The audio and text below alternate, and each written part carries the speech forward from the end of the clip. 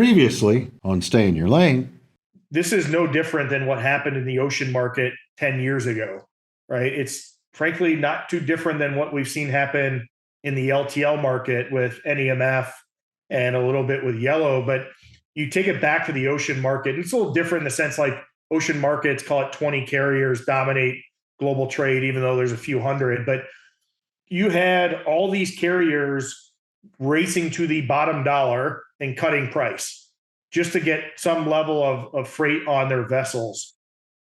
It finally broke when the Korean government let Hanjin go belly up and all hell broke loose. But why on earth did we let 20 companies chase to the bottom dollar and destroy and wreck an industry and cause havoc? And I think in the market right now, you see it, right? Well, gosh, I need to have some level of revenue. You can't go sell dollars and get 50 cents back, right? I think that's a losing proposition. And that's what we've been doing, right? So, I think the couple things is you need to be predictable. You've got to look at your productivity and just simply look at shipments per person per day. Map out, why am I touching things? What's the root cause? If it's shippers causing the work, you got to implement some sort of accessorial fee or markup, right? Because nothing is free anymore.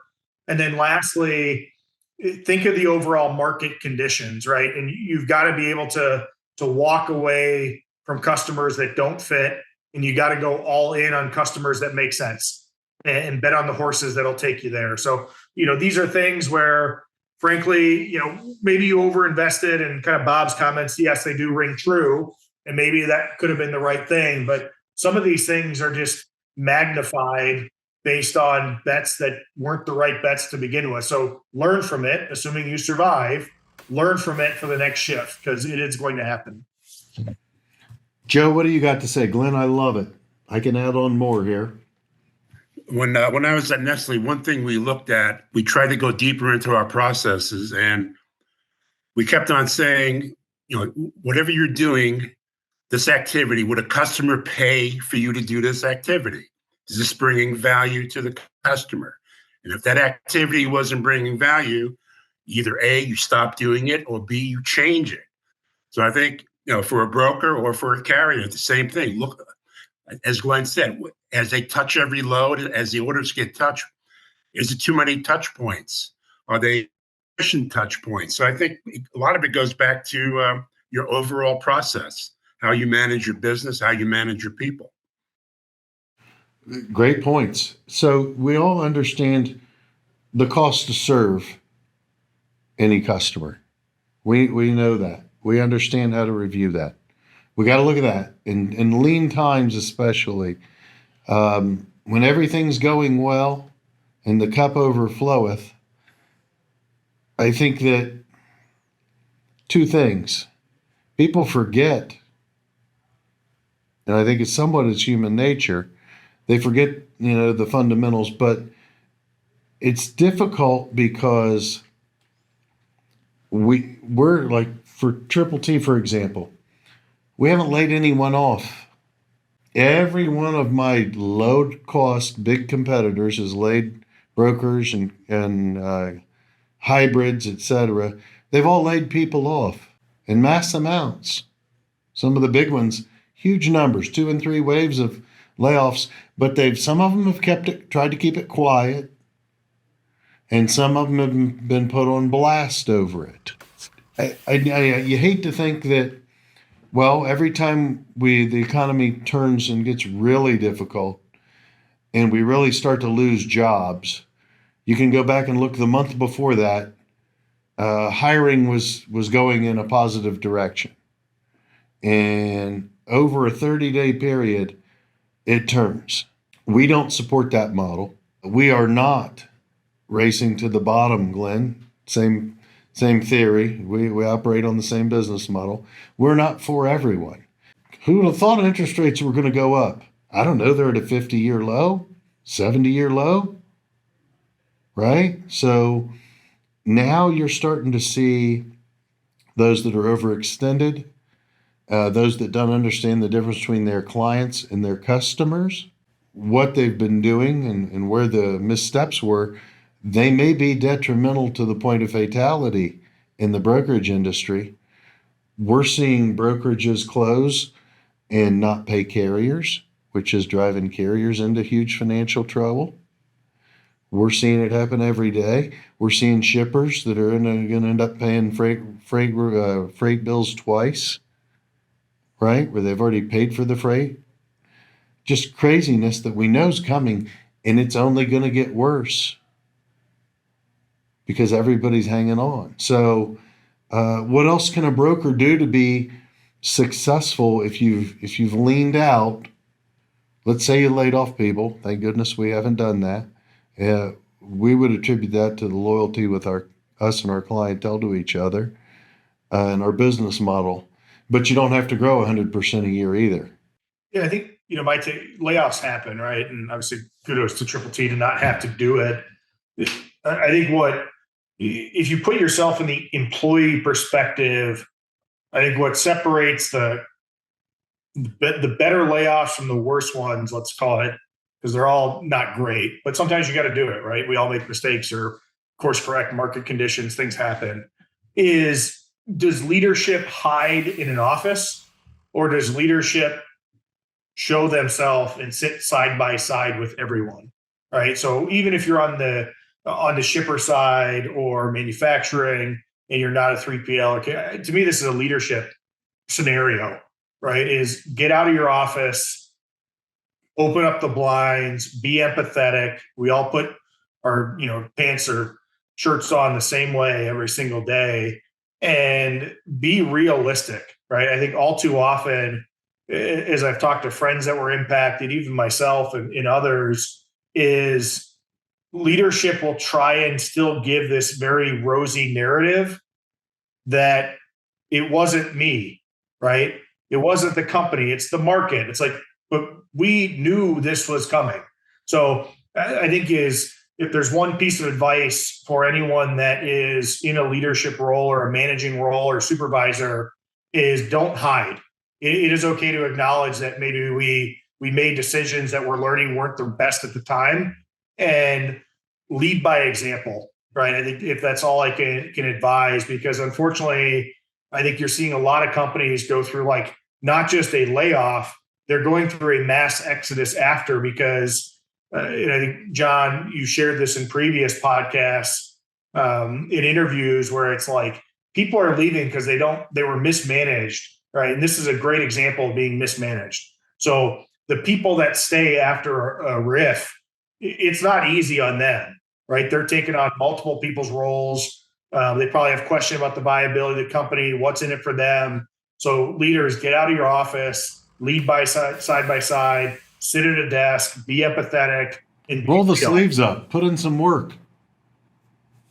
Great point. I've always noticed and I've always felt this way. Maybe I'm wrong, but I had way more respect for someone who could say, hey, you know what? I made a mistake there and I don't ever want to go through that again. Then I had more sympathy for them. I had more empathy for the situation. They took ownership. They acknowledged they were human and they made a mistake, because all of us do it every day. As perfect as we want to be, we're never going to be perfect, except for you, Joe. I don't think so. Well, to Glenn's point, I think, I always subscribe to the method of, you manage by walking around. You got to be on the floor every day. You've got to see what the people are doing. You've got to listen to them, see if you can give them some guidance in the problems that they're having. I mean, sitting in your desk with the door closed, that doesn't cut it anymore. And you got to be on the floor. So that's one thing I tried to do. Was I always successful? Well, most of the time I thought I was, but I think a lot of managers that I've noticed, they hunker down in their offices and you don't see them. Well, how do you connect and how do you make decisions if you're the boss?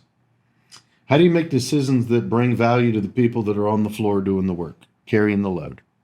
How do you garner their respect when you don't know what, you're totally oblivious to their reality? You don't get their respect. In that case, Your job as a boss is to bring people value, to remove roadblocks, and to bring value and support. I've got a great quote for any, this applies in anything in the business world, especially when you're interacting with someone, whether an employee, colleague, boss, customer, supplier, you name it. It's be valuable or be infrequent. And think of the people we surround ourselves in our own personal lives, right? You surround yourselves with people that make you better, they challenge you, they're there to support you. And those that aren't, you never want to see them, right? And so they're infrequent, but it's as simple as be valuable or be infrequent. Well, I think that says it all right there. Right? You show up to work to bring value to each other. What you notice that I like is it's contagious. When people come to work to bring each other value, oh boy, makes work way more enjoyable. It's almost like not having it be a difficult job in transportation, right? Because you enjoy the environment and the people and the teamwork and the camaraderie and the problem solving and the challenges that you push each other through. It's very special when it happens and it's right. But what do you do in today's market? I think to get back to our point here, looking for stability. You got to go back to what brought you there. You got to understand who are your customers, who are your clients, understand what are non-value added services that you're providing, and get back to adding value added services. And it's not always when the market is diminishing at a fast clip or at a large rate, and compression is in there, adding new people may not be the right thing to do, and it may not be the right time to add new clients. Because the ones that are out there in that market are probably the ones you don't align with anyway. Refocus and be smart and mind your P's and your Q's. Take care of your people and be loyal. And I think is a lot of it. So I'm very pleased as Triple T is 100% employee owned. We don't run that way. We support everyone. We go through compression in the market. Doesn't change how we operate. You got to be consistent with the service you provide and the value you bring. And when it's really tight and we're needed, and everyone loves you and is thankful for you, just softly tell them it's no problem. When the shoe's on the other foot, I know you're going to be there for me. And that's the right way to do business. So both of you, Glenn, wish you the best. Thank you for supporting and being on Stay in Your Lane. Joe Lombardo, podcast contributor for Stay in the Lane. We love you. Anything you want to say to the audience? You really got to know your cost structure and would a customer pay for what you do. So look at what you're doing and work smarter. All right. Well, gentlemen, until next time, stay in your lane.